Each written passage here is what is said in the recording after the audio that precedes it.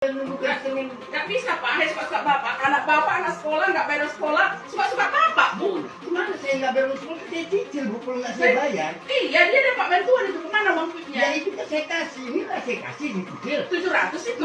Anak driver ojek online di Medan dilarang ikut ujian, diduga nunggak uang SPP dan perpisahan. Beredar di media sosial yang memperlihatkan momen saat murid di salah satu SMP di kota Medan tak diizinkan mengikuti ujian sekolah karena diduga menggunakan pembayaran uang SPP hingga tak bayar uang perpisahan. Dalam video yang diunggah oleh pemilik akun Instagram @mood.jakarta, terlihat cekcok dan perdebatan antara orang tua dan guru yang semakin memanas.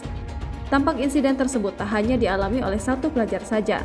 Terdapat beberapa pelajar lain yang hanya bisa menunggu di depan pagar sekolah karena disuruh pulang dan dilarang masuk oleh pihak guru. Dalam video selanjutnya, tampak driver ojek online ditemani oleh sang anak mengunggah video. Pada video tersebut, ia yang menyampaikan jika sudah didatangi oleh salah satu utusan sekolah untuk berdamai, karena ia telah mengunggah video perdebatan dan cekcok ke media sosial.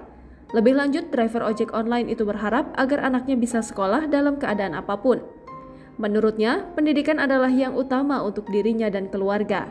Unggahan video tersebut menuai banyak komentar dari warganet. Tak sedikit dari warganet yang mengecam aksi guru di sekolah tersebut serta meminta pihak berwajib untuk menindaklanjuti kejadian itu.